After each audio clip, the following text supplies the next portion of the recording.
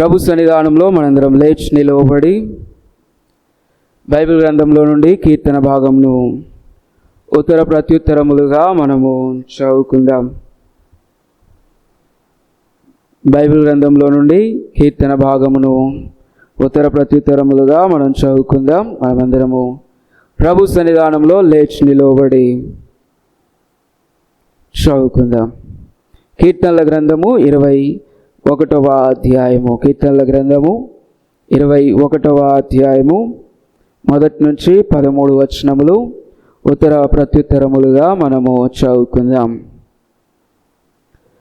యెహోవా రాజు నీ బలమును బట్టి సంతోషించుచున్నాడు, నీ రక్షణను బట్టి అతడు ఎంతో హర్షించుచున్నాడు.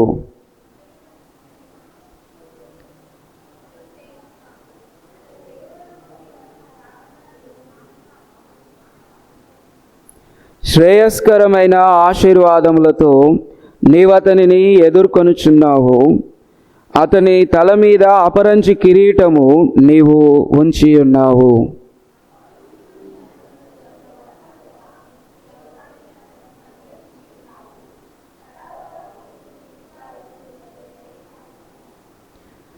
నీ రక్షణ వలన అతనికి గొప్ప మహిమ కలిగెను. గౌరవ ప్రభావములను నీవతనికి ధరింపజేసి ఉన్నావు.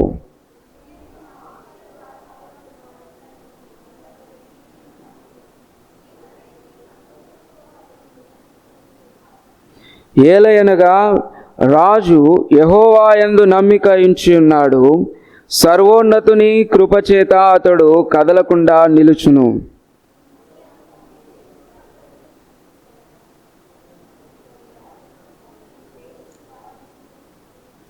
నీవు ప్రత్యక్షమైనప్పుడు వారు అగ్నిగుండము వలె అగుదురు. తన కోపం వలన యెహోవా వారిని నిర్మూలము చేయును, వారి అగ్ని వారిని దహించును.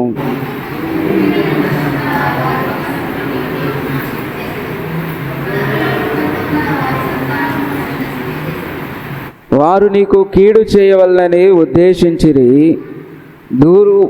దురుపాయము పన్నిరి, కానీ దానిని కొనసాగింపలేకపోయిరి.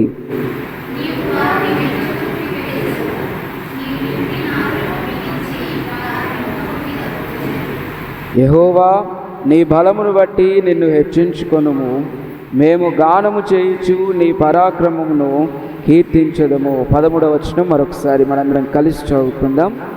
యెహోవా నీ బలమును బట్టి నిన్ను హెచ్చించుకొనుము. మేము గానము చేయుచు నీ పరాక్రమమును కీర్తించదము. ప్రభు సన్నిధానంలో మనందరం కూర్చుందాం. కళ్ళు వంచి కళ్ళు మూసుకొని ప్రార్థన చేసుకొని ఈ యొక్క కీర్తనను మనము ధ్యానించుకుందాం. ప్రతి ఒక్కరం కూడా కళ్ళు వంచి కళ్ళు మూసుకొని ప్రార్థన చేసుకుందాం. మహాపరిశుద్ధుడా, మిక్కిలి ఉన్నతుడా, సర్వోన్నతుడా, సర్వాధికారి, మీకు వందనములు, స్తోత్రాలు ప్రభువా. ఈ దినము నీ సన్నిధానములో ఈ సమయము గడుపుటకు మీరు చూపిన కృపకై మీకు వందనములు, స్తోత్రాలు చెల్లిస్తూ ఉన్నాం.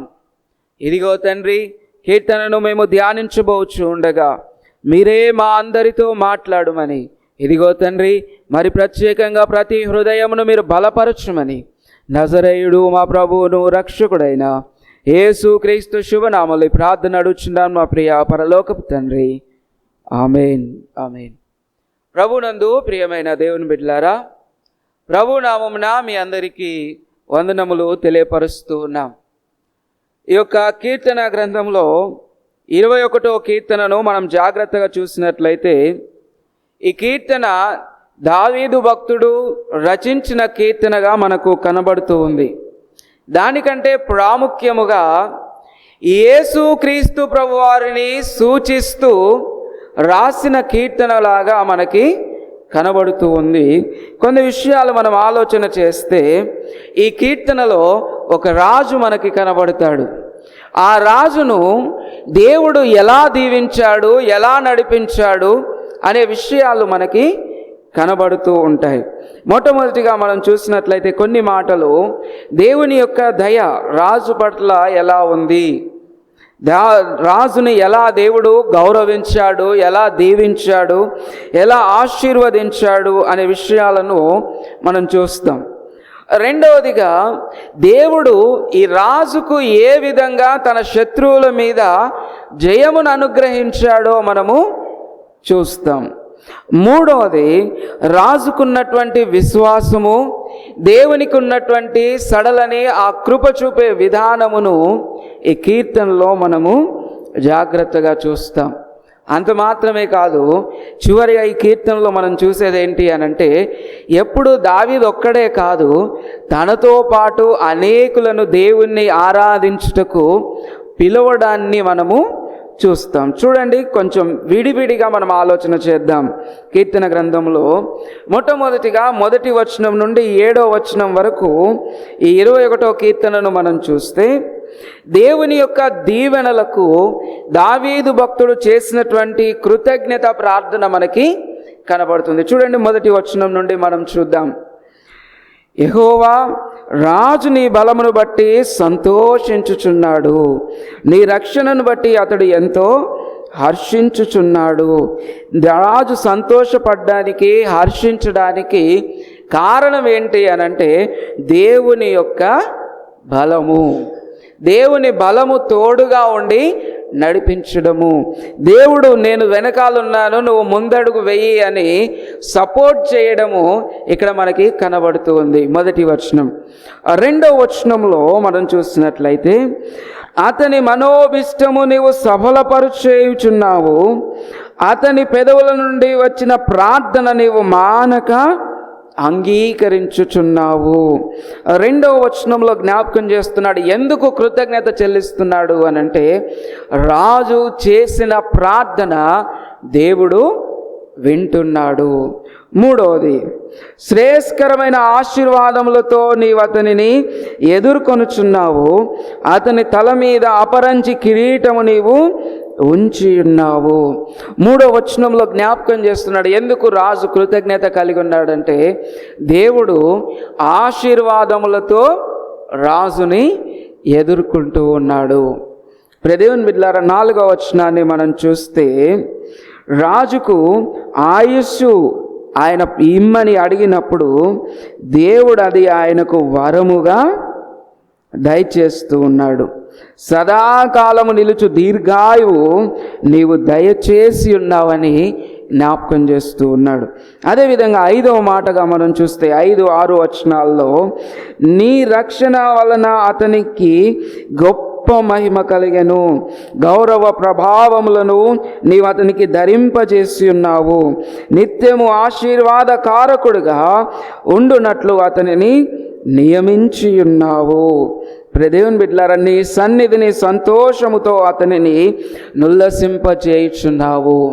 రాజును దేవుడు ఎలా దీవించాడు అనంటే, తన సన్నిధానంలో నిలవబెట్టాడు, తన సన్నిధానంలో సంతోషముతో నిలవబెట్టాడు. రాజుకి ఎన్నో సమస్యలు ఉంటాయి, ఎన్నో ఇబ్బందులు ఉంటాయి, ఎన్నో పరిష్కరించవలసిన ఉంటాయి. అయినా కూడా రాజు ఎలా ఉన్నాడంటే దేవుని సన్నిధానములో సంతోషకరంగా ఉన్నాడు. కారణం ఏంటి అనంటే, దేవుడు తనకు తోడుగా ఉండి ఆయనను నడిపిస్తున్నాడు. అందుకే రాజు దేవునికి ఏం చెల్లిస్తున్నాడంటే, కృతజ్ఞతాపూర్వకముగా స్తుతిని ఆయన చెల్లిస్తూ ఉన్నాడు. ఇక 2వ భాగం 8వ వచనం నుండి 12వ వచనం వరకు మనము ఆలోచన చేస్తే, దేవుని యొక్క తీర్పు మీద మరియు భవిష్యత్తులో దేవుడు కలుగజేయో విజయము మీద ఈ యొక్క రాజుకి ఏముంది అనంటే నమ్మకం, కాన్ఫిడెన్స్ అనేది ఉన్నది. చూడండి, 8వ వచనం నుండి చూస్తే, 8వ వచనంలో అంటాడు, నీ హస్తము నీ శత్రువులందరినీ చిక్కించుకొనును, నీ దక్షిణ హస్తము నిన్ను ద్వేషించు వారిని చిక్కించుకొనును. అదేవిధంగా నీవు ప్రత్యక్షమైనప్పుడు వారు అగ్నిగుండము వలె అగుదురు, తన కోపం వలన యెహోవా వారిని నిర్మూలము చేయును, అగ్ని వలన వారిని దహించును. భూమి మీద నుండకుండా వారి గర్భఫలమును నీవు నాశనము చేసేదవు, నరులలో నుండకుండా వారి సంతానమును నశింపజేసేదవు. దేవుని బిడ్డలారా, ఎవరైతే రాజుకు వ్యతిరేకముగా ఉన్నారో, రాజు పనులకు వ్యతిరేకంగా ఉన్నారో, రాజు యొక్క పరిస్థితులకు వ్యతిరేకంగా ఉన్నారో, వారిని బట్టి దేవుడు చేస్తున్నటువంటి కార్యమును జ్ఞాపకం చేసుకుంటూ వారిని ఏ విధంగా దేవుడు శిక్షిస్తాడో రాజు తెలియపరుస్తూ ఉన్నాడు.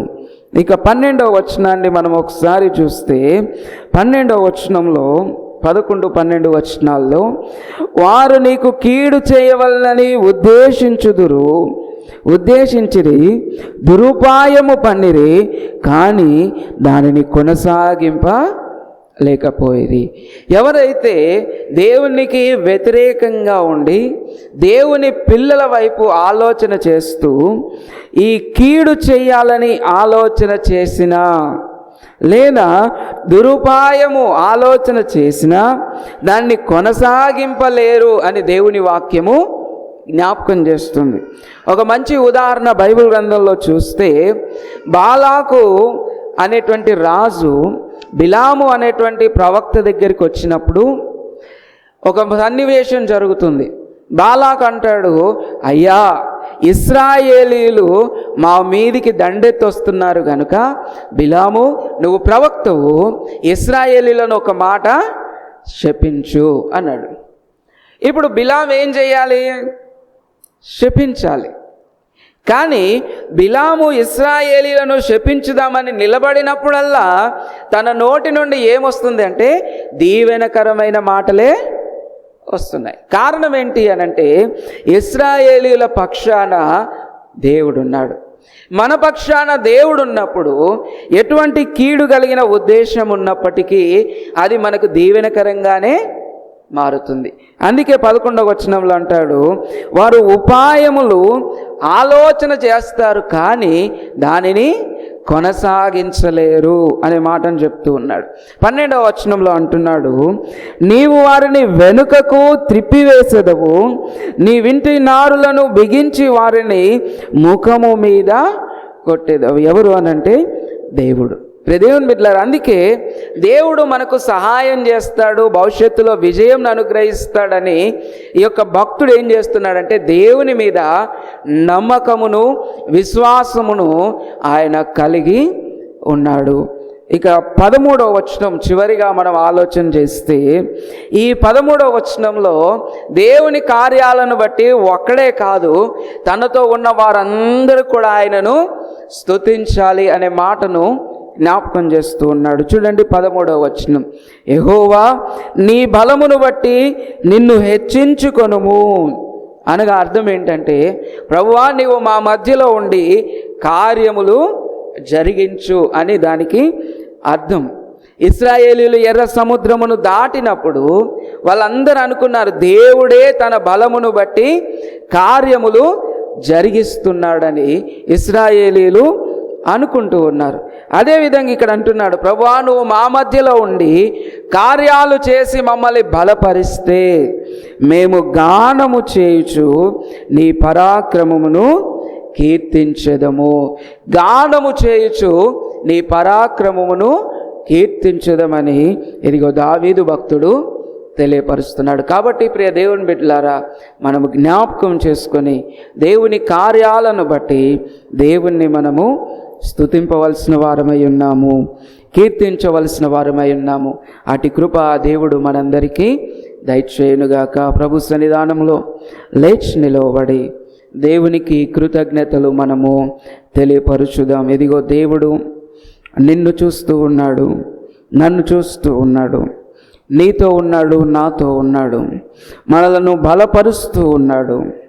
ప్రభు సన్నిధానంలో ఇదిగో దేవుణ్ణి మనము కీర్తించుదాము, దేవునికి మనము కృతజ్ఞతలు తెలియచేయుదాము. ఎందుకనగా ఇదిగో దేవుడు మన స్తుతులకు అర్హుడు, మనలను బలపరచి నడిపించువాడు. దేవుడే కరుణామయుడు, ఆయన కృపకు మనము పాత్రలము కావాలి. ప్రతి ఒక్కరం కూడా తల్లు వంచి ప్రభు సన్నిధానంలో, ప్రభువా గడిచిన వారమంతయు మీరు చూపిన కృపకై, మీరు చూపిన ప్రేమకై, మీరు చేసిన సహాయమునకై మీకు వందనములంటూ దేవునికి కృతజ్ఞతలు మనము చెల్లించుదము.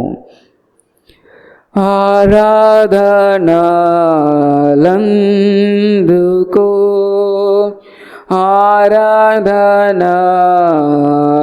ఆరాధనాలందుకో పాపక్షేమపణ జీవమునిచ్చిన కరుణామయా అందుకో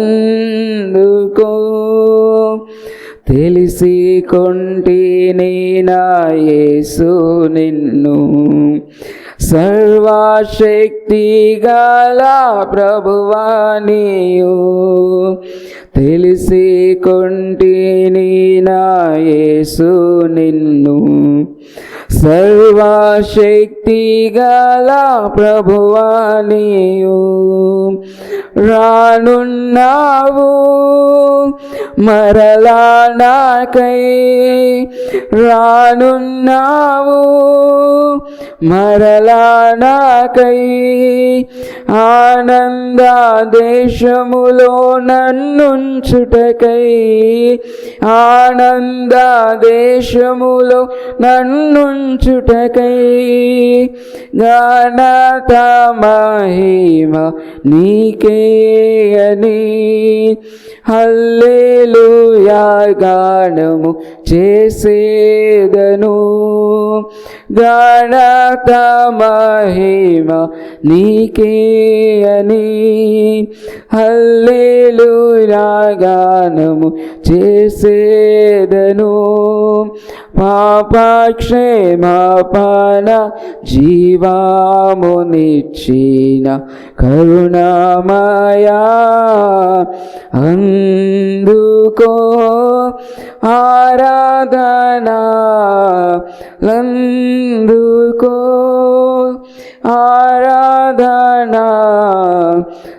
ఆరాధనాలందుకో. ప్రభు సన్నిధానంలో దేవునికి కృతజ్ఞతాపూర్వకముగా స్తుతులు మనము చెల్లించుదాము. ప్రతి ఒక్కరం కూడా తల్లు వంచి కళ్ళు మూసుకున్నట్లయితే పెద్ద జ్ఞానమ్మ గారు ప్రార్థనలో నడిపిస్తారు.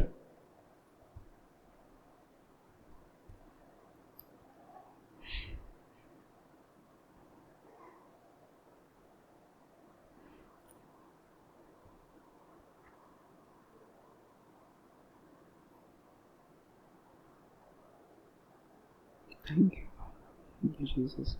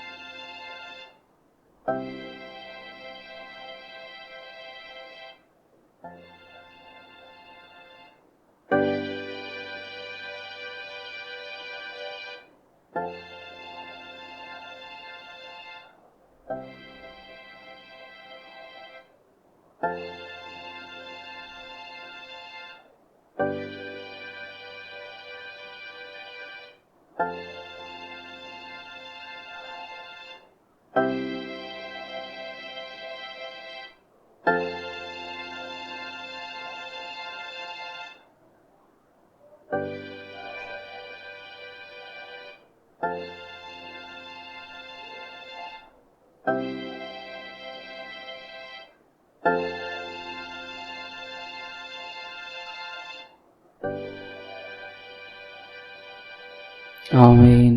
అదేవిధంగా మనం ప్రార్థనలో ఉంటుండగా జయమ్మ గారు ప్రార్థనలో నడిపిస్తారు.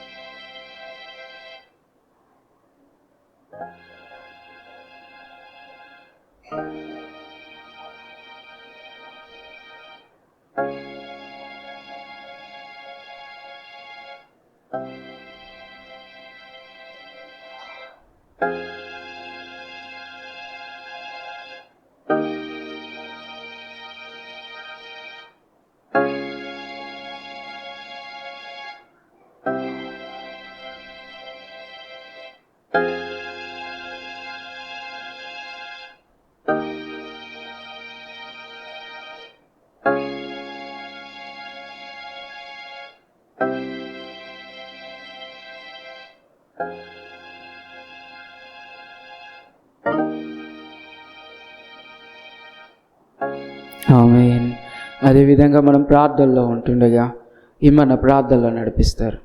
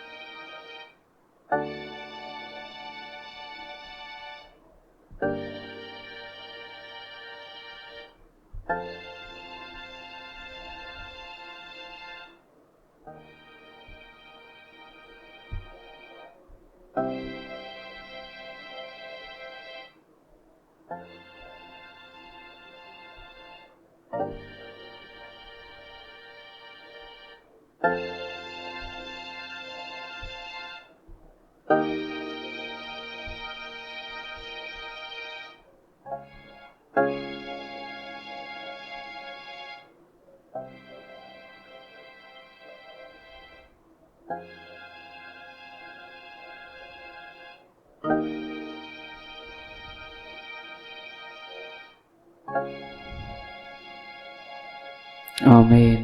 అదేవిధంగా మనం ప్రార్థనలో ఉంటుండగా దాసన్న ప్రార్థనలో నడిపిస్తారు.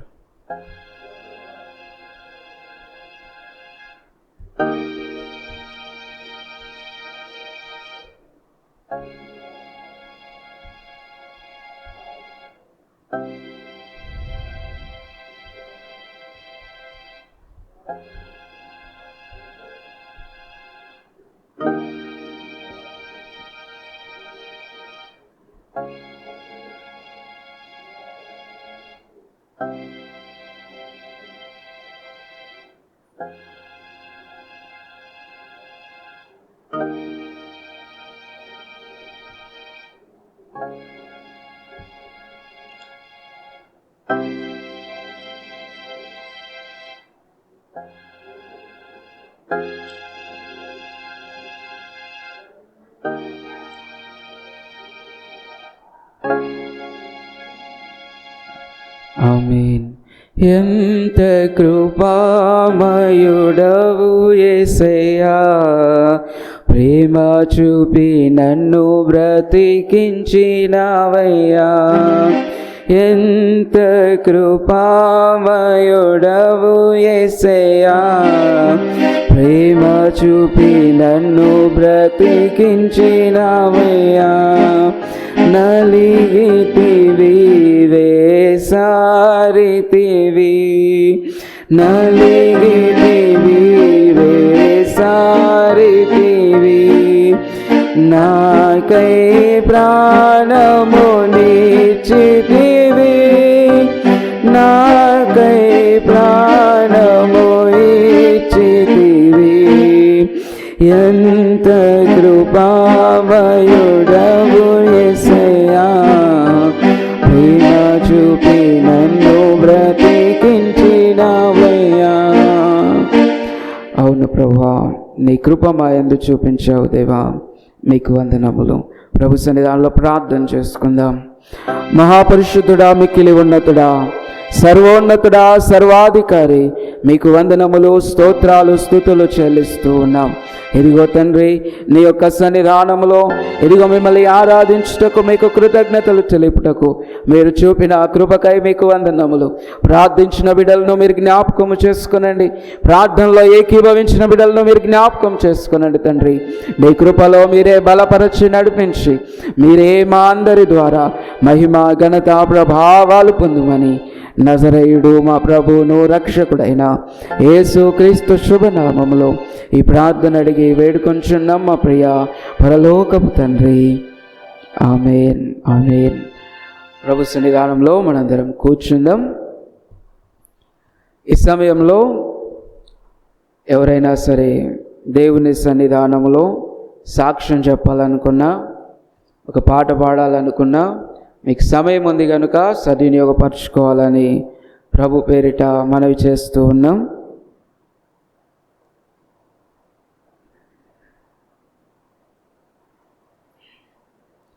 ఎవరైనా వారం నుంచి దేవుడు మీ జీవితంలో ఒక్క కార్యం కూడా చేయలేదా?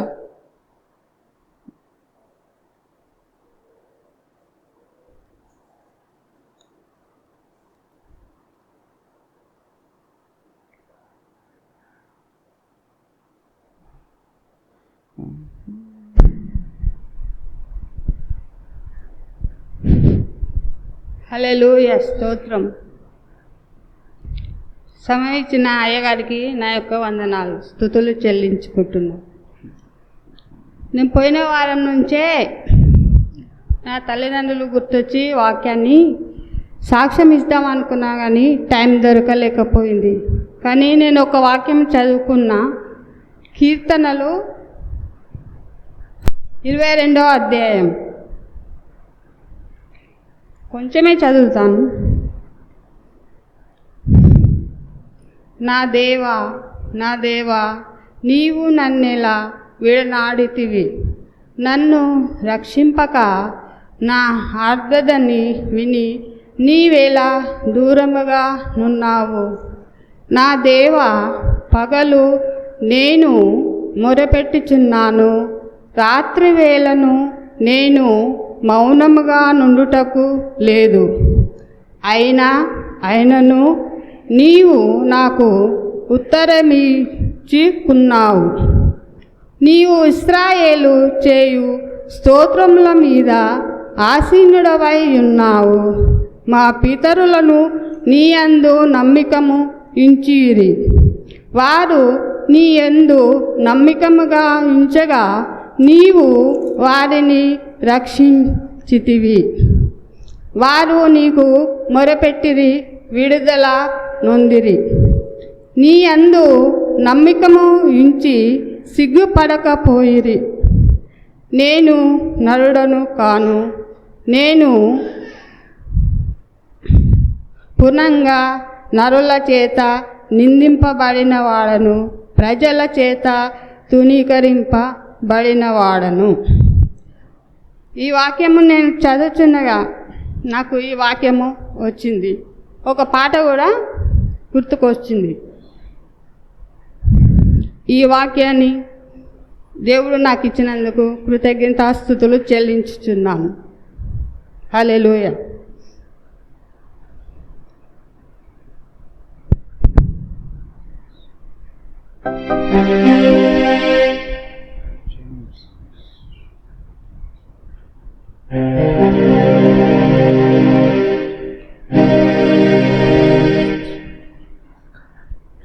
నిజమైన ద్రాక్షవల్లి నీవే, నిత్యమైన సంతోషము నీలోనే. నిజమైన ద్రాక్షవల్లి నీవే, నిత్యమైన సంతోషము నీలోనే. శాశ్వతమైనది, ఎంతో మధురమైనది, నా పైన నీకున్న ప్రేమ ఎల్లలేనిది. ప్రేమ ఎల్లలేనిది ప్రేమ. నిజమైన ద్రాక్షవల్లి నీవే, నిత్యమైన సంతోషము నీలోనే. నిజమైన ద్రాక్షవల్లి నీవే, నిత్యమైన సంతోషము నీలోనే. అతి కాంక్షణీయుడా, దివ్యమైన నీ రూపులో జీవించుచున్నాను. నీ ప్రేమకు నే పత్రికగా. అతి కాంక్షణీయుడా, దివ్యమైన నీ రూపులో జీవించుచున్నాను. నీ ప్రేమకు నే పత్రికగా. శిథిలమయ్యుండగా నన్ను నీదు రక్తముతో కడిగి నీ పోలికగా మార్చినావే నా యేసయ్యా. శిథిలమయ్యుండగా నన్ను నీదు రక్తముతో కడిగి నీ పోలికగా మార్చినావే నా యేసయ్యా. నిజమైన ద్రాక్షవల్లి నీవే, నిత్యమైన సంతోషము నీలోనే. నిజమైన ద్రాక్షవల్లి నీవే, నిత్యమైన సంతోషం నీలోనే. నా ప్రాణ ప్రియుడా శ్రేష్టమైన ఫలములతో అర్పించుచున్నాను సర్వము నీకే అర్పణగా. నా ప్రాణ ప్రియుడా శ్రేష్టమైన ఫలములలో అర్పించుచున్నాను సర్వము నీకే అర్పణగా.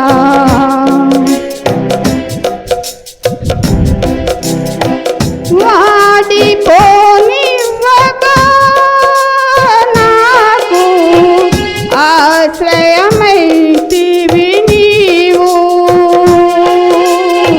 జీవపూటవై బలపరచితివి నా యేసయ్యా. వాడిపోనీయగా నాను ఆశ్రయమైతివి నీవు, జీవపూటవై బలపరచితివి నా యేసయ్యా. నిజమైన ద్రాక్షవల్లి నీవే, నిత్యమైన సంతోషం నీలోనే. నిజమైన ద్రాక్షవల్లి నీవే, నిత్యమైన సంతోషం నీలోనే. శాశ్వతమైనది ఎంతో మధురమైనది నా పైన నీకున్న ప్రేమ, వెళ్ళలేనిది ప్రేమ, వెళ్ళలేనిది ప్రేమ. చాలేము రాజా రమ్యమైన సియోనును నడిపించుచున్నాము నీ చిత్తమైన మార్గములో. శాలేము రాజా రమ్యమైన సియోనుకో నడిపించుచున్నాను నీ చిత్తమైన మార్గములో.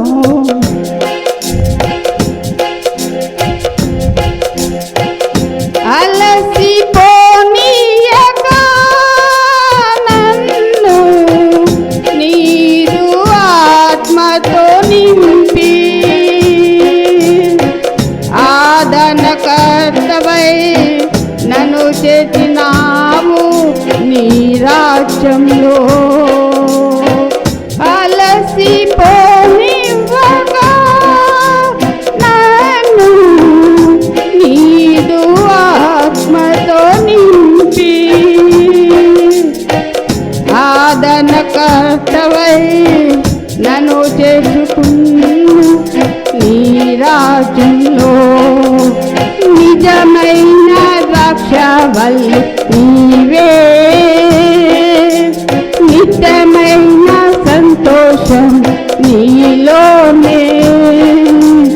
నిజమైన ద్రాక్షవల్లి నీవే,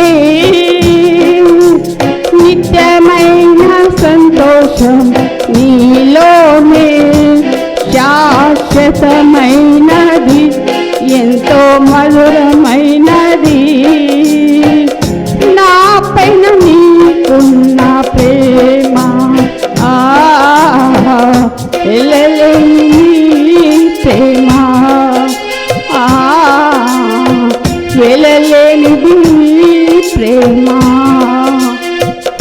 స్తోత్రం, స్తుతి, స్తోత్రం. ప్రభు మనకు ఎన్నో కష్టాలతో నేను ఇక్కడికి వచ్చినాను, కానీ నాకు దేవుడు తోడుగా నీడగా నిలిచి నన్ను నడిపిస్తున్నాడు. దేవునికి కృతజ్ఞతాస్తుతులు చెల్లిస్తూ, మన ప్రభువైన యేసు మనకు గొప్ప దేవుడు, రక్షకుడు ఆయనే, సృష్టికర్త కూడా ఆయనే, మన శరీర అంతర్భాగం కూడా ఆయననే నడిపించినాడు, మా ఆలోచన చొప్పున నడుస్తున్నాడు. హల్లెలూయా, స్తోత్రం. Praise the lord. ఇంకా ఎవరైనా ఉన్నారా? దేవునికి స్తోత్రం. ఎవరు లేకపోతే తల్లు వంచి కళ్ళు మూసుకొని ప్రార్థన చేసుకొని దేవుని యొక్క వాక్యంలోకి మనం ముందుకు వెళ్దాం. దయచేసి జ్ఞాపకం చేసుకోండి, ప్రత్యేకంగా చెప్తున్నాను. ఎవరికైనా నిద్ర వస్తే 2 ఆప్షన్లు ఉన్నాయి. ఒకటి, బయటికి వెళ్ళి మొహం కడుక్కోండి. రెండవది, ఇంటికి వెళ్ళి ప్రశాంతంగా పడుకోండి. చర్చిలో మాత్రం పండుకోకండి. ప్రశాంతంగా చెప్తున్నాను. ప్రార్థన చేసుకుందాం. ప్రతి ఒక్కరు తల్లు వంచినట్లయితే చెప్పబోయే వాక్యం నిమిత్తము మనము ప్రార్థన చేసుకుందాం. ఓకే, తీసుకోండి, సమయం తీసుకోండి. పాట పాడుతున్నారు, త్వరగా, లేట్ చేయొద్దు.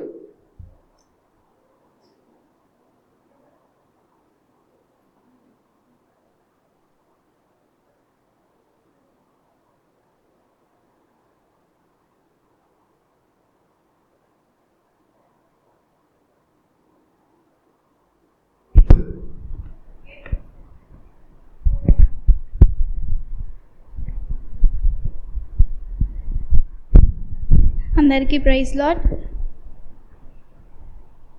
విజయ గీతము మనసార నేను పాడేదా, నా విజయముకై ప్రాణ త్యాగము చేసావు నీవు. విజయ గీతము మనసార నేను పాడేదా, నా విజయముకై ప్రాణ త్యాగము చేసావు నీవు. పునరుద్ధానుడా నీవే నాలాపనానికే నారాధనా. పునరుద్ధానుడా నీవే నాలాపనానికే నారాధనా. ఉన్నతమైన నీ ఉపదేశము నా నిత్య జీవముకే పుటము వేసితివే, నీ రూపము చూడనాలో. ఉన్నతమైన నీ ఉపదేశము నా నిత్య జీవముకే పుటము వేసితివే, నీ రూపము చూడనాలో. యేసయ్యా, నీ తీర్మానమే నన్ను నిలిపినది, నీ ఉత్తమమైన సంగములు. యేసయ్యా,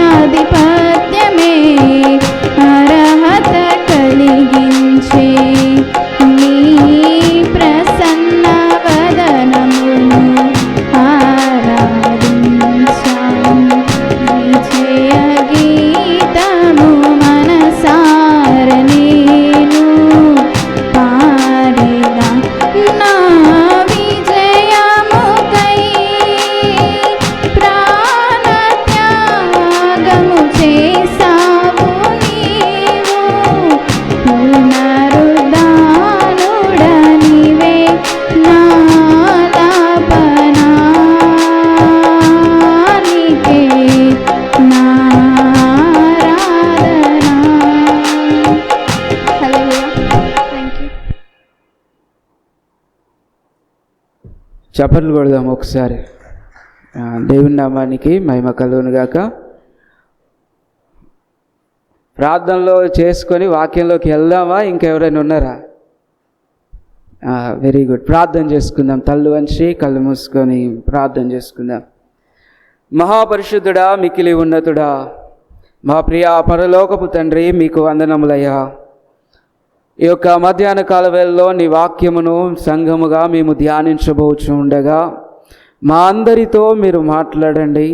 మీ సహాయము మాకు అనుగ్రహించండి దేవా. ఈ వాక్యము ద్వారా నాయన అవసరతలో ఉన్న ప్రతి హృదయాన్ని మీరు బలపరచమని దేవా మీకే వందనాలు స్తోత్రాలు చెల్లిస్తూ నజరేయుడు మా ప్రభువును రక్షకుడైన యేసుక్రీస్తు శుభనామములో ఈ ప్రార్థన అడిగి వేడుకొంచున్నాం మా ప్రియ పరలోకపు తండ్రి, ఆమేన్. ప్రభునందు ప్రియమైన దేవుని బిడ్డలారా, నాకు మిగిల్చిన టైము ఒక అరగంటలో 2 నిమిషాలు అయిపోయినాయి. కాబట్టి దేవుని వాక్యంలోకి మనం త్వరగా వెళ్దాం. యాకోబు రాసినటువంటి పత్రిక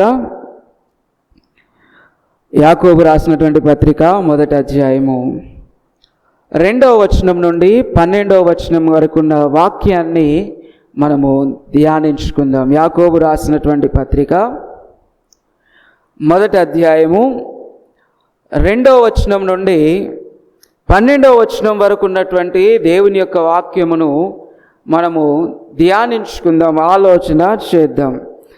ఎందుకు అనంటే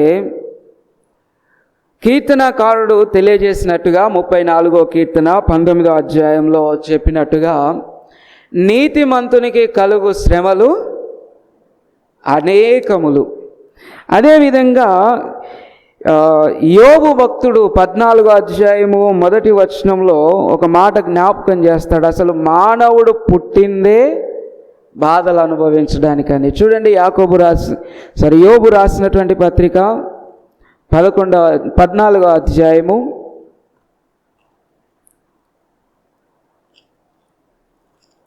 14వ అధ్యాయము 1వ వచనంలో చక్కని మాట అంటాడు. స్త్రీ కనిన నరులు కొద్ది దినముల వాడై మిక్కిలి బాధ నొందును. దేవుని బిడ్డలారా, భూమి మీద నరుడు అంటే స్త్రీ అని కాదు, పురుషుడు అని కాదు, ఇద్దరు వస్తారు. నరులలో ఇద్దరు దేవుని బిడ్డలారా జ్ఞాపకం చేసుకోండి. తల్లి గర్భం నుండి భూమి మీదకి వచ్చిన వారే. తల్లి గర్భం నుండి భూమి మీదకి వచ్చిన స్త్రీ అయినా పురుషుడైనా కొద్ది దినములు గలవాడై, అనగా కొంత ఆయుష్ గలవాడై ఏమనుభవిస్తాడు అనంటే బాధను అనుభవిస్తాడు. పోయినసారి కూడా అడిగాను ఒక క్వశ్చన్, ఇప్పుడు కూడా అడుగుతున్నాను. ఎవరికైనా బాధలు లేకుండా ఉన్నారా? ఉంటే చెయ్యొద్దండి. మీ ఇంట్లో అయినా మీ పర్సనల్ జీవితాల్లోనైనా ఉంటే చెప్పండి. ఎవరైనా ఉన్నారా బాధలు లేకుండా? ఆయనకి మద్దురు పోయే బాధ ఉంటుంది. రైజ్ అలాట్. ఏదో ఒక బాధ, పోవడము రావడము. దేవుని బిడ్డలారా జ్ఞాపకం చేసుకోండి. ఎందుకు జ్ఞాపకం చేస్తున్నాను అనంటే ప్రతి ఒక్కరి జీవితంలో కామన్గా ఉండేవి ఏంటి అనంటే బాధలు, ఆలోచనలు మనలను కృంగదీస్తాయి. బైబిల్ గ్రంథం అంటది, శ్రమ దినమున నీవు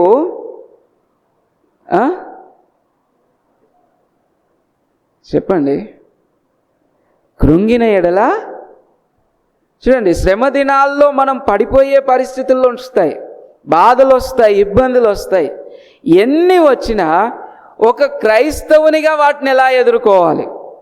లోకంలో ఎన్నో దారులు ఉంటాయి ఎదుర్కోవడానికి. అప్పు చేయడమో తప్పు చేయడమో ఏదో ఒక దారి ఉంటుంది. కానీ క్రైస్తవునికి మాత్రము ప్రత్యేకమైన దారులు ఉంటాయి. అవి మనం అర్థం చేసుకోవాలి, తెలుసుకోవాలి.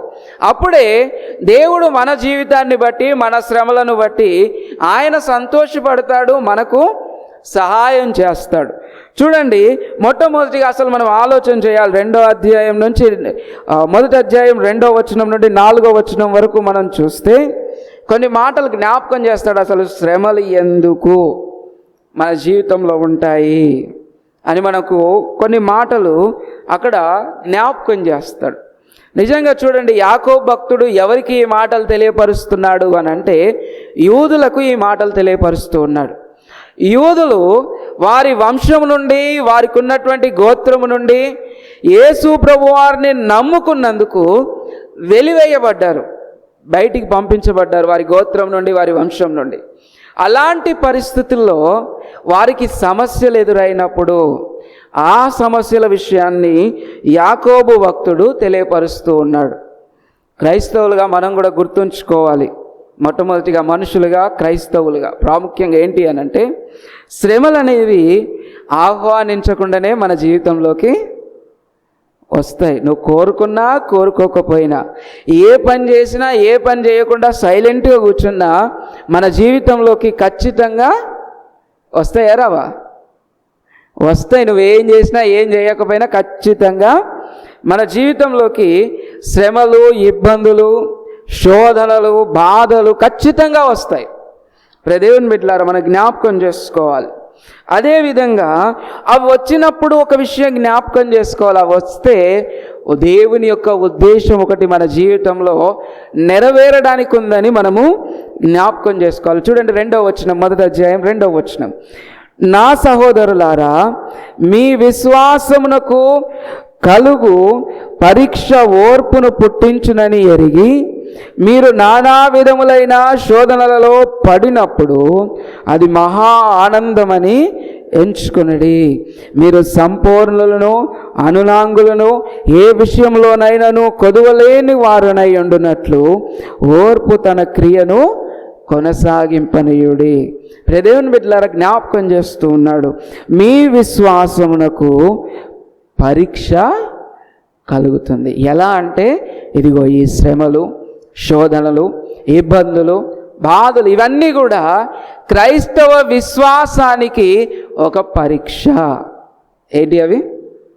పరీక్ష. దేవుని మీద నీకు ఎంత నమ్మకం ఉంది, ఎంతవరకు నువ్వు దేవుణ్ణి నమ్ముతున్నావు, ఎంతవరకు నీ విశ్వాసంలో నువ్వు నిలబడతావు అనడానికి అదొక పరీక్ష. అది మనం జ్ఞాపకం చేసుకోవాలి. చూడండి, కొన్ని మాటలు తెలియపరుస్తూ ఉన్నాడు ఇక్కడ. ఏంటి అనంటే, ఇవన్నీ కూడా మీకు మహా ఆనందకరమని ఎంచుకోండి అంటున్నాడు. ఏంటి? శ్రమ వస్తే, ఇబ్బంది వస్తే, ఆపద వస్తే ఏమంటున్నాడు? ఆనందంగా ఎంచుకోవాలంట. ఎవరైనా ఆనందంగా ఎంచుకుంటారా? ఆలోచన చేయండి. మళ్ళీ మామూలు ఆనందం కాదు. ఎలాంటి ఆనందము? మహా ఆనందము. దేవుని బిడ్డలారా, చాలా సంతోషకరమైన వాతావరణంలో ఒక ఇల్లు ఎప్పుడు ఉంటుందంటే ఆ ఇంట్లో పెళ్లి జరిగినప్పుడు ఉంటుంది. అవునా కదా? చాలా సంతోషకరంగా ఉంటుంది. ఆ పెళ్లిలో ఉన్న ఆనందం కంటే ఇంకా ఎక్కువైన ఆనందంతో ఉండండి అంటున్నాడు. ఎప్పుడు? శ్రమ వచ్చినప్పుడు, శోధన వచ్చినప్పుడు, మీ విశ్వాసానికి పరీక్ష కలిగినప్పుడు. దేవుని బిడ్డలారా, జ్ఞాపకం చేసుకుంటే ఇది క్రైస్తవునికి మాత్రమే, లోకంలో ఉన్నవానికి చెప్పట్లే, క్రైస్తవునికి మాత్రమే యాకోబు భక్తుడు తెలియజేస్తూ ఉన్నాడు. చూడండి, మొదటి వచనం మనం చూద్దాం. మొదటి అధ్యాయం, మొదటి వచనం. దేవుని యొక్కయు ప్రభు అయిన యేసుక్రీస్తు యొక్కయు దాసుడైన యాకోబు అన్య దేశముల యందు చెదిరియున్న 12 గోత్రముల వారికి శుభమని చెప్పి ఎవరికి రాస్తున్నారు? అన్య దేశాల్లో ఉన్నటువంటి చెదిరిపోయినటువంటి ఇశ్రాయేలు 12 గోత్రాలకి. అంటే వీళ్ళు దేవుణ్ణి నమ్ముకున్న వాళ్ళకి రాస్తున్నాడా, అన్యులకు రాస్తున్నాడా? దేవుణ్ణి నమ్ముకున్న వాళ్ళకి. అందుకే దేవుని బిడ్డలారా, సమస్యలు అనేవి మనకి చెప్పి రావు. ఒకవేళ వచ్చినా కూడా ఒక ఉద్దేశంతో వస్తాయి. అది మనం గుర్తుంచుకోవాలి. అవి వచ్చినప్పుడు ఒక క్రైస్తవునిగా మనం ఎలా ఉండాలి అని అంటే, మొట్టమొదటిగా అవి మనం మహా ఆనందకరమని ఎంచుకోవాలని దేవుని వాక్యము తెలియపరుస్తూ ఉంది. రెండవదిగా ఏమని తెలియపరుస్తూ ఉంది అనంటే, ఈ శ్రమలు అనేవి మనకు ఓర్పును కలుగజేస్తాయి అనే విషయాన్ని మనం జ్ఞాపకం చేసుకోవాలి. ఏం కలుగజేస్తాయి? ఓర్పు. ఏం కలుగజేస్తాయి? ఓర్పును కలుగజేస్తాయి. చూడండి, మీ విశ్వాసమునకు కలుగు పరీక్ష ఓర్పును పుట్టించునని ఎరిగి. మనం ఎందుకు సంతోషపడాలి అని అంటే, మనకి ఓర్పును మన యొక్క పరీక్ష అనేది తీసుకొస్తుంది. అది కలుగుతుందని మనము ఆలోచన చేసుకోవాలి. ఇక మూడవ మాట మనం చూస్తే దేవుని బిడ్డలారు ఇక్కడ అంటున్నాడు, మూడవ మాట ఏంటి అని అంటే, ఓర్పు ఒక మంచి ఫలితాన్ని మన జీవితంలోకి తీసుకొస్తుంది. శ్రమల్లో, ఇబ్బందుల్లో దేవుని మీద నమ్మకం పెట్టి మనం ఓర్పుతో ఎదురు చూస్తే మన జీవితంలోకి ఏం తీసుకొస్తుంది అని అంటే ఒక మంచి ఫలితం. దేవుని బిడ్డలారా జ్ఞాపకం చేసుకోండి, ఒక మంచి ఫలితం. నేను మీకు ఒక మాట జ్ఞాపకం చేస్తాను. టీవీలో వచ్చినటువంటి వార్త, ఒక వ్యక్తి గవర్నమెంట్ స్కూల్లో టీచర్ పోస్ట్ కోసం ఎగ్జామ్ రాశాడు. ఆ ఎగ్జామ్ రాసిన తర్వాత కొన్ని రోజులకి రిజల్ట్ రావాలి. వస్తుందా రాదా? రావాలి. ఆ రిజల్ట్ అనేది ఈ ఎగ్జామ్ రాసిన 30 సంవత్సరాలకు వచ్చింది. ఎన్ని సంవత్సరాలకి? 30 సంవత్సరాలకి, ఎగ్జామ్ రాసిన 30 సంవత్సరాలకి రిజల్ట్ వచ్చింది. రిజల్ట్లో ఈయన ఫస్ట్ క్లాస్లో పాస్ అయ్యాడు. పాస్ అవ్వడం మాత్రమే కాదు, ఈయనకి జాబ్ కూడా వచ్చింది. అప్పటికి ఆ రిజల్ట్ కోసం చూసి రిజల్ట్ కోసం చూసి జాబ్ వచ్చిందని ఆనందంతో జాబ్కి అటెండ్ అయితే, జాబ్ వచ్చిన 3 నెలలకే రిటైర్మెంట్ ఫంక్షన్. ఎన్ని రోజులకి? జాబ్ వచ్చింది, 3 నెలలకి ఏమైపోయింది? రిటైర్మెంట్ కూడా వచ్చింది. అది లోకపరమైంది. కానీ దేవుని అలా ఉండదు. క్రైస్తవుని జీవితం అలా ఉండదు. మనము దేవుని మీద నమ్మకం పెట్టుకొని ఓర్పుతో మనం ఎదురు చూసినట్లయితే దేవుడిచ్చే ఫలితము చాలా త్వరితముగా ఉంటుంది. బైబిల్ గ్రంథంలో ఒక విషయం ఉంది, నేను వివరించను కానీ మామూలుగా జ్ఞాపకం చేస్తాను. మనందరికీ దానియేలు భక్తుడు తెలుసు. దానియేలు భక్తుడు రోజుకి 3 సార్లు దేవుని సన్నిధానంలో ప్రార్థన చేస్తాడు. దేవుని సన్నిధానం వైపు కిటికీలు తెరిచి చేతులెత్తి 3 సార్లు ప్రార్థన చేస్తాడు.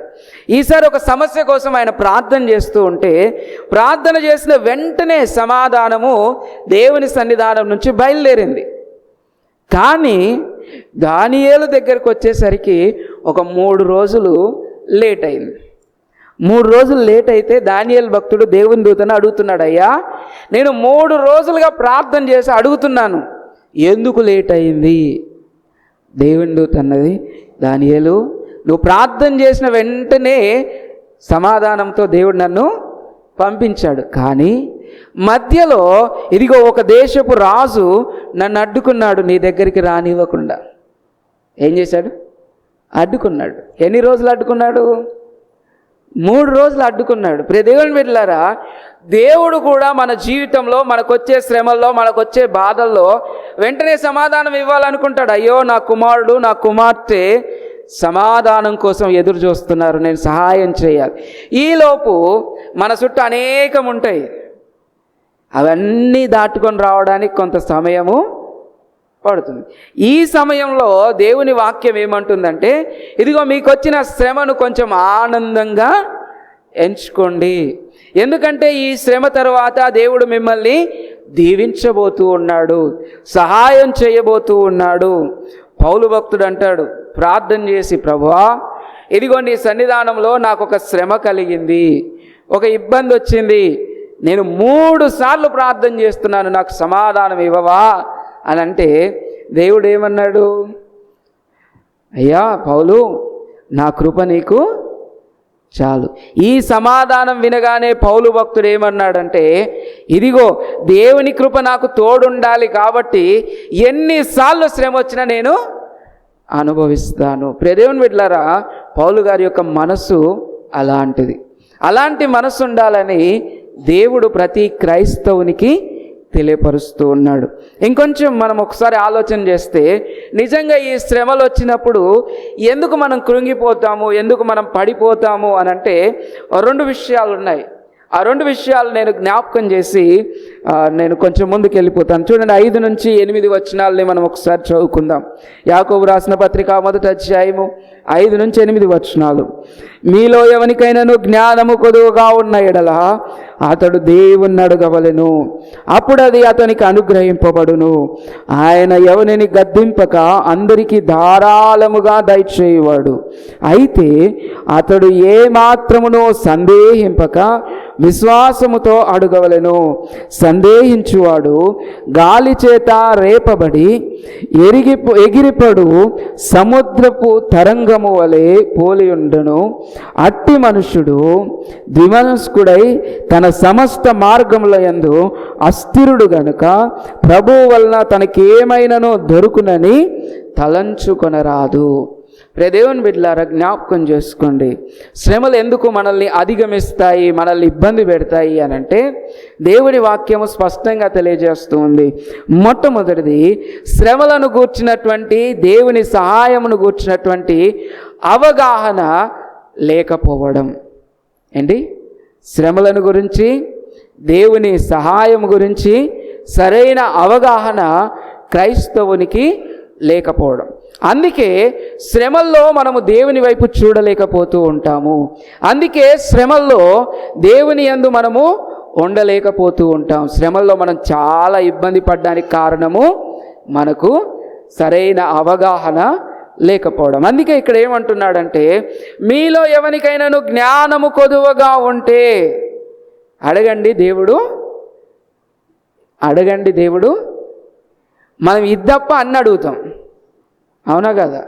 ఇప్పుడు మీరేనే కాదు, నేనైనా సరే దేవుణ్ణి జ్ఞానం గురించి అడగమంటే ఇద్దప్ప అన్నీ దేవుని సన్నిధానంలో అడుగుతాం. చూడండి దేవుడు ఏమంటున్నాడు దేవుని వాక్యం ద్వారా, ఆయన ఎవరిని గద్దింపక అందరికీ ధారాళముగా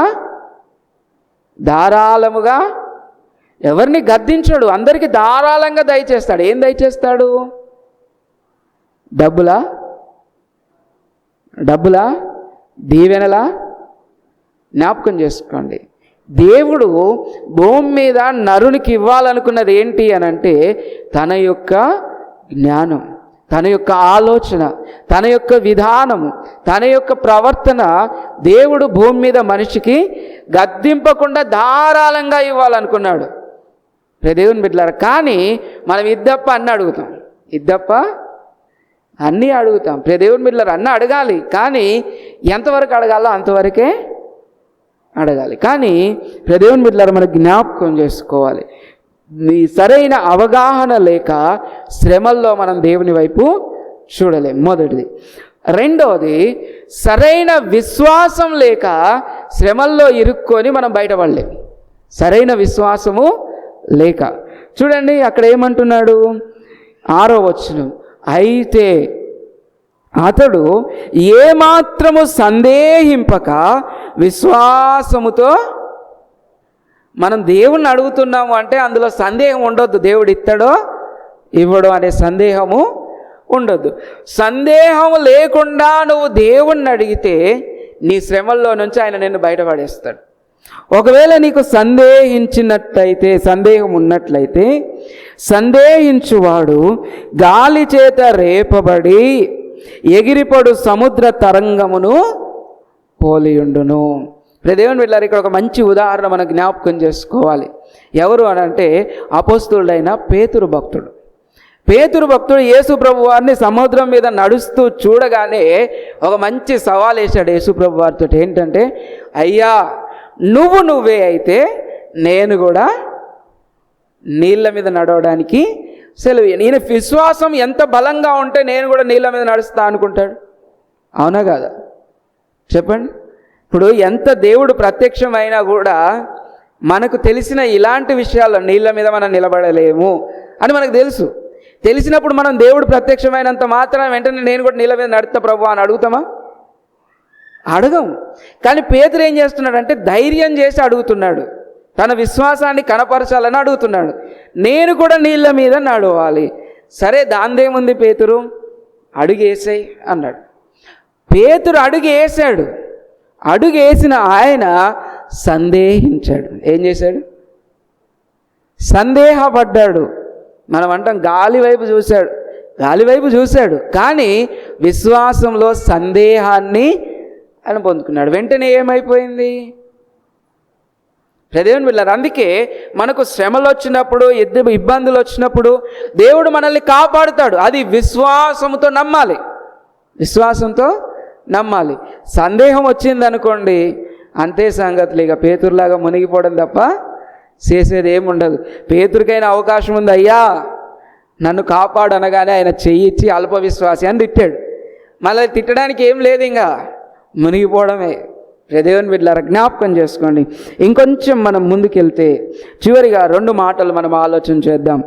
9 నుంచి 12 వచనాలు నేను చదవను, కానీ మామూలుగా జ్ఞాపకం చేస్తాను. ఇలా శ్రమల్లో ఉన్నప్పుడు, ఇబ్బందుల్లో ఉన్నప్పుడు దేవుడు కాపాడుతానని వాగ్దానం చేశాడా?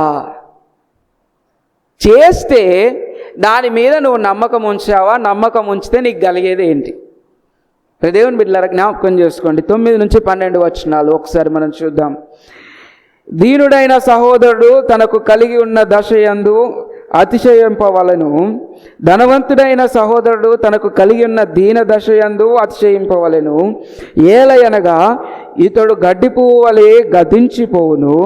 సూర్యుడు ఉదయించి వడగాలి కొట్టి గడ్డిని మార్చివేయగా దాని పువ్వు రాలును, దాని స్వరూపమును సౌందర్యమును నశించును. అలాగే ధనవంతుడును తన ప్రయత్నములలో వాడిపోవును. దేవుని బిడ్డలారా, జ్ఞాపకం చేసుకోండి. ఇక్కడ చక్కగా జ్ఞాపకం చేస్తున్నాడు. ధనవంతుడైనా పేదవాడైనా ఇద్దరు ఒకే స్థితిలో ఉన్నారు. కాకపోతే ఒక మాట జ్ఞాపకం చేసుకోవాలి, ఈయనకి డబ్బులు ఉన్నాయి, ఆయనకి డబ్బులు లేవు. ఇద్దరు మనుషులే, ఇద్దరు విశ్వాసంలోనే ఉన్నారు. ఎవరైతే విశ్వాసముతో దేవుణ్ణి చూస్తారో వాళ్ళు దేవుని యొక్క సహాయం పొందుకుంటారు. ఎవరైతే విశ్వాసంతో దేవుణ్ణి చూడరో వాళ్ళు దేవుని సహాయాన్ని పొందుకోలేరు. అందుకే 12వ వచనంలో అంటున్నాడు, ఏమంటున్నాడంటే శోధన సహించువాడు ధన్యుడు. శోధన సహించు ధనవంతుడు ధన్యుడు అని లేదు, శోధన సహించు బీదవాడు ధన్యుడు అని లేదు. శోధన సహించువాడు ధన్యుడు. నీకు డబ్బులున్నా డబ్బులు లేకపోయినా, ఎలాంటి పరిస్థితుల్లో ఉన్నా నీకు శోధన, ఇబ్బంది, బాధ వచ్చిందనుకోండి, దాన్ని సహించి నిలబడగలిగితే ధన్యుడు అని దేవుని వాక్యము తెలియపరుస్తుంది. అంత మాత్రమే కాదు, ఆయన ఒక వాగ్దానం కూడా చేస్తూ ఉన్నాడు. ఎలాంటి వాగ్దానం అంటే అది సంతోషకరమైంది, నిజ జీవితంలో మనల్ని నిలబెట్టగలిగింది. ఎలాంటిది? సంతోషకరమైంది, నిజ జీవితంలో నిలబెట్టగలిగింది. ఏమని చేస్తున్నాడు? అతడు శోధనకు నిలిచిన వాడై ప్రభువు తన్ను ప్రేమించు వారికి వాగ్దానము చేసిన జీవ కిరీటము పొందును. దేవుని బిడ్డలారా, దేవుని వాగ్దానము జ్ఞాపకం చేస్తుంది. శ్రమలు వచ్చినప్పుడు, శోధనలు వచ్చినప్పుడు, ఇబ్బందులు వచ్చినప్పుడు దేవుని మీద విశ్వాసము కలిగి క్రైస్తవులమైన మనమందరం నిలబడినప్పుడు ఆ విశ్వాసమును బట్టి దేవుడు మనకు వాగ్దానం చేసిన జీవ కిరీటమును దయచేస్తాడు. కాబట్టి ప్రియ దేవుని బిడ్డలారా, ఎలాంటి పరిస్థితుల్లో మనమున్నా దేవుని వైపు చూడాలి. ఎందుకంటే కీర్తనకారుడు జ్ఞాపకం చేశాడు, యోబు భక్తుడు జ్ఞాపకం చేశాడు. నేను చెప్పాను, నీతిమంతునికి కలుగు శ్రమలు అనేకములు. నిజంగా క్రీస్తుని నమ్మితే మనకు శ్రమలు అనేకముగా వస్తాయి, మొదటిది. రెండోది, అసలు భూమి మీద స్త్రీ కనిన ప్రతి వ్యక్తికి ఏమొస్తాయి అనంటే బాధలు వస్తాయి. బాధలు వచ్చినప్పుడు దేవుని మీద నమ్మకముతో మనం సహిస్తే దేవుడు తాను వాగ్దానం చేసిన జీవ కిరీటముతో మనల్ని బలపరుస్తాడు. శ్రమలను బట్టి మనకు ఓర్పు వస్తుంది, ఓర్పును బట్టి మంచి ప్రతిఫలము ఉంటుంది. అటువంటి మంచి ప్రతిఫలము దేవుడు మనందరికీ దయచేయునుగాక. ప్రభు సన్నిధానంలో లేచి నిలవబడి ఇదిగో చెప్పబడిన మాటలను బట్టి, మన శ్రమల్లో, మన ఇబ్బందుల్లో దేవుని యొక్క కాపుదలను బట్టి మనము జ్ఞాపకం చేసుకొని ప్రార్థన చేసుకుందాం. విశ్వాసములో దేవుడు మనందరినీ బలపరుచున్నట్లుగా మనందరం లేచి నిలవబడి ప్రార్థన చేసుకుందాం. మహాపరిశుద్ధుడా, మిక్కిలి ఉన్నతుడా, సర్వోన్నతుడవైన మా గొప్ప దేవా, మీకు వందనములు, స్తోత్రాలు చెల్లిస్తూ ఉన్నాం. ప్రభువా, నీ సన్నిధానంలో నీ బిడ్డలతో తండ్రి ఈ దినము మాట్లాడిన నీ వాక్యమును బట్టి మీకు వందనాలయ్యా. ఇదిగో విశ్వాసములో బలపడునట్లు సహించక నాయన ప్రభువా, ఇదిగో తండ్రి సందేహించక నాయన తండ్రి, ఇదిగో విశ్వాసముతో మీ వైపు చూచినట్లు మీ సహాయము దయచేయండి. అదేవిధంగా నాయన ప్రభువా, నీ సన్నిధానంలో ఇదిగో ప్రార్థనలో ఏకీభవిస్తున్న ప్రతి బిడ్డను అప్పగిస్తూ ఉన్నానయ్యా. వారికి ఉన్న ప్రతి శ్రమను, ప్రతి వేదనను, ప్రతి వ్యాధిని, ప్రతి బాధను నాయన మీకు అప్పగిస్తూ ఉన్నా. మీరే జ్ఞాపకం చేసుకొని మీ సహాయం అందించమని ప్రతి ఒక్కరిని నాయన మీ ప్రేమగల హస్తాలకు అప్పగించుకుంటూ నజరేయుడు మా ప్రభువును రక్షకుడైన యేసుక్రీస్తు శుభనామములో ఈ ప్రార్థన అడిగి వేడుకొంచున్నాం మా ప్రియ పరలోకపు తండ్రి. ఆమేన్, ఆమేన్. ప్రభు సన్నిధానంలో అదేవిధంగా మనం నిలవబడి ఒక పాట పాడుతూ ఉండగా మనం అర్పణలను, కానుకలను ప్రభు సన్నిధానంలో సమర్పించుదాం. నీవు చేసిన ఉపకారములకు నేనేమి చెల్లింతును. అందరం కలిసి మరి దేవుని యొక్క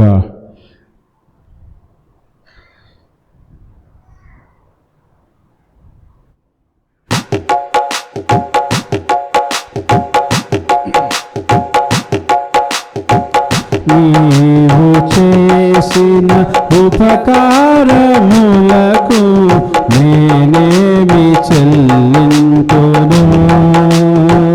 నీవు చేసిన ఉపకారములకు నేనేమి చెల్లింతును.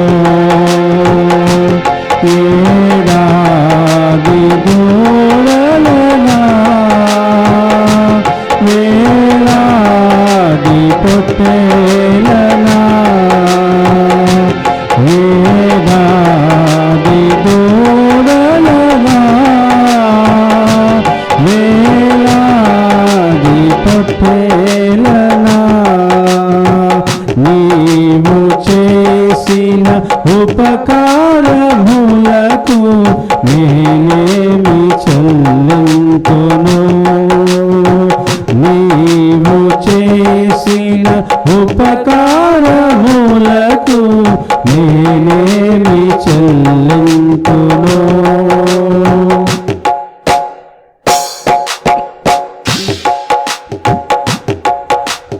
వేలాది నదులంత విస్తార తైలము నీకిచ్చిన చాలునా.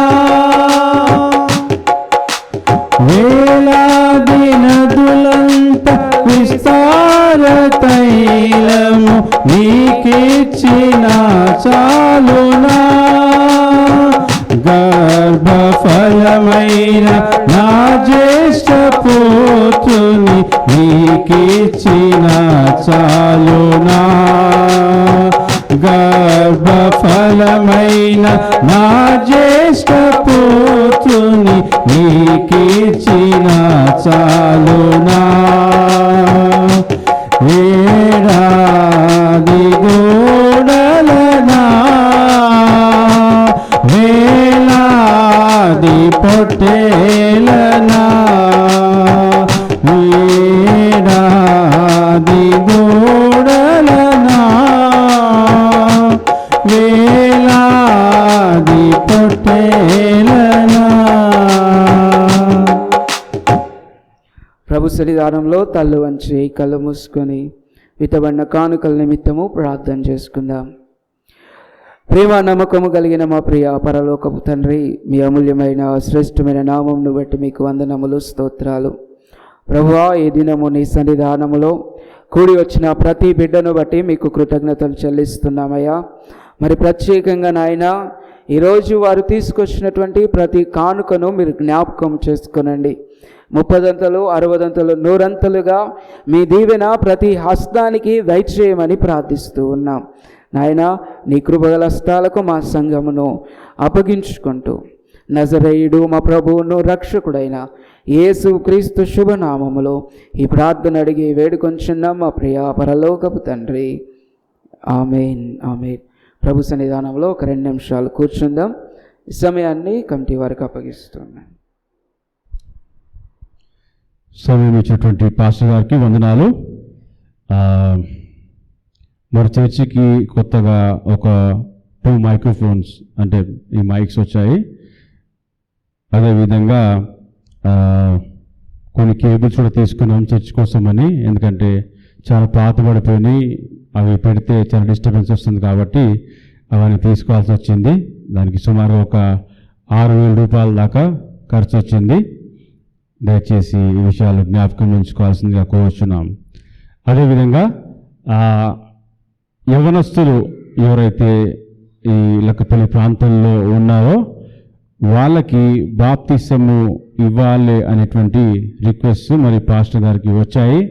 మరి జ్ఞాపకం ఉంచుకోండి, బాప్తిసము సర్టిఫికేట్ కోసం కాదు, ఇది దేవునితో మీ విశ్వాసము, దేవునితో మీ ప్రయాణము అని గమనించండి. ఎందుకంటే బాప్తిసము కొంతమంది పెళ్లి కోసము లేకపోతే సర్టిఫికేట్ కోసం మాత్రమే తీసుకోవాలని ఆశపడుతున్నారు. అలా కాదు. మరి ఈ విషయాలు జ్ఞాపకం ఉంచుకోవాల్సిందిగా కోరుచున్నాము.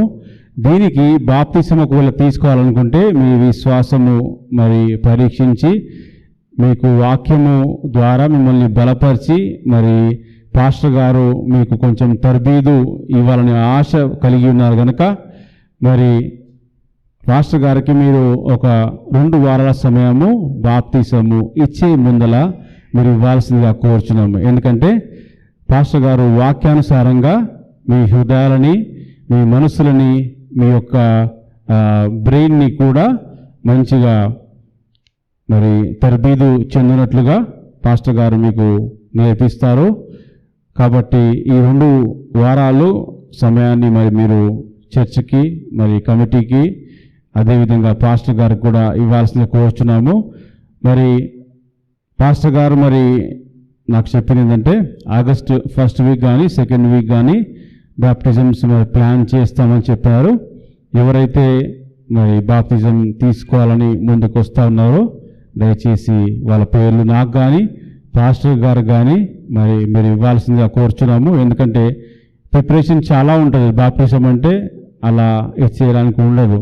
దయచేసి ఈ విషయాల్ని మరి పెద్దలు కూడా మరి పిల్లలకి చెప్పాల్సిందిగా కోరుచున్నాము. అదేవిధంగా ఈరోజు చర్చ్ క్లీన్ చేసింది విద్య. అందరూ మరి చాలా వారాలుగా నేను చెప్తా ఉన్నాను, మరి ముందుకు రండి మీరు అని అంటే మరి విద్య నాకు చెప్పలేదు, మా ఆవిడకి చెప్పింది. మా ఆవిడకి ఎవరు చెప్పినా పర్లేదు, నాకు చెప్పాలని మీరు కొంచెము అటు ఇటు ఆలోచించినా కానీ మా ఆవిడకైనా మీరు చెప్పి తనతో సంప్రదించవచ్చు.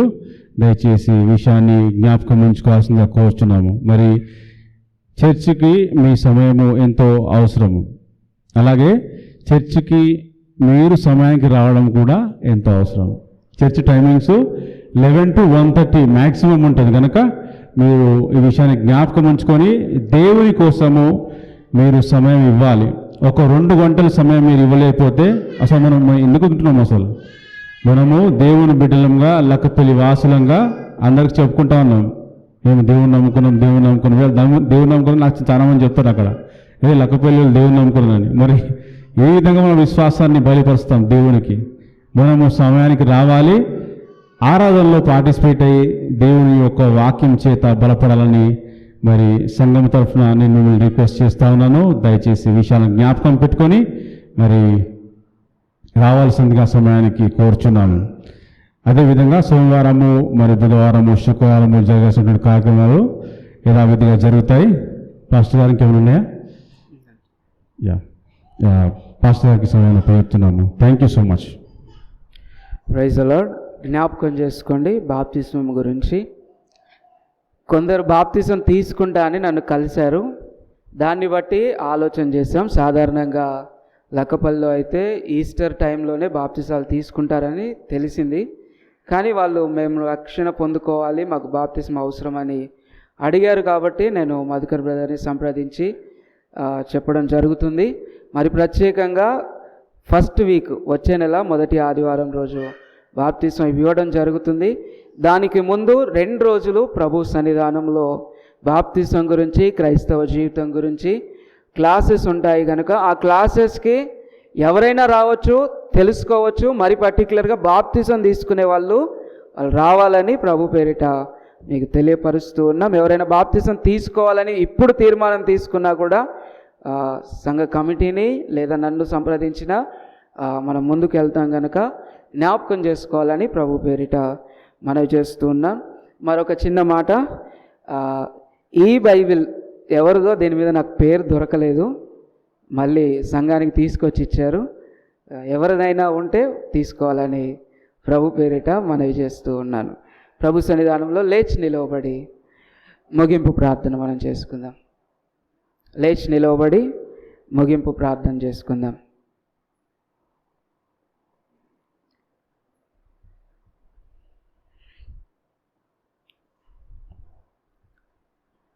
మహాపరిశుద్ధుడా, మికిలి ఉన్నతుడా, సర్వోన్నతుడా, సర్వాధికారి, మీకు వందనములు, స్తోత్రాలు.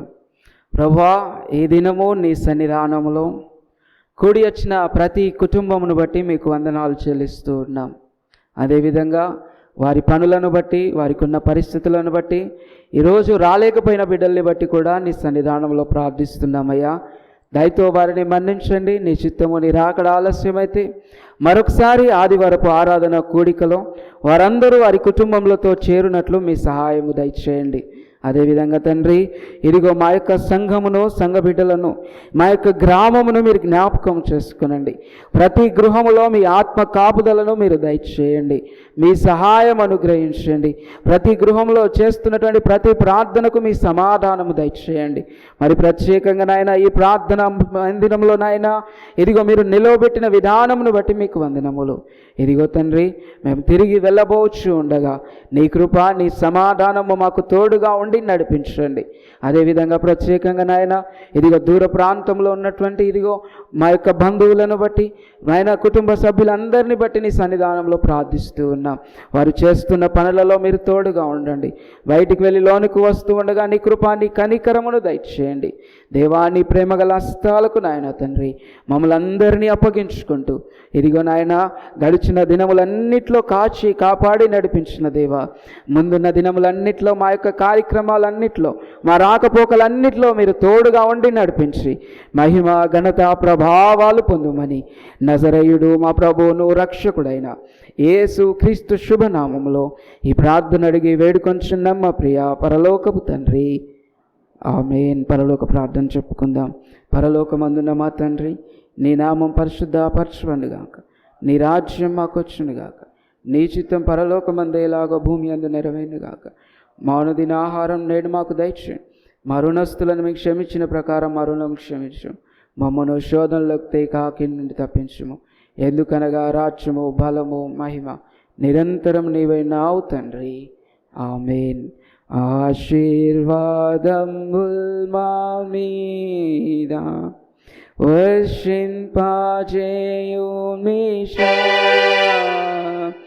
ఆశతో నమ్మి ఉన్నాము నీ సత్య వాగ్దానము. ఈ మహిమీద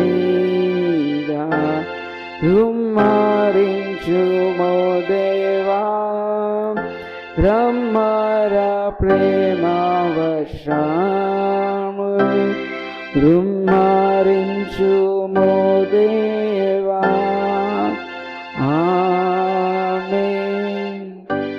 ఇప్పుడు మన తండ్రి అయిన దేవుని యొక్క ప్రేమ, కుమారుడైన యేసు క్రీస్తు కృప, పరిశుద్ధాత్మ యొక్క సహవాసం కూడిన మనందరికీ, సర్వలోక పరిశుద్ధులకు ఇప్పుడు ఎల్లప్పుడూ సదాకాలము తోడయుండి నడిపించును గాక, ఆమేన్.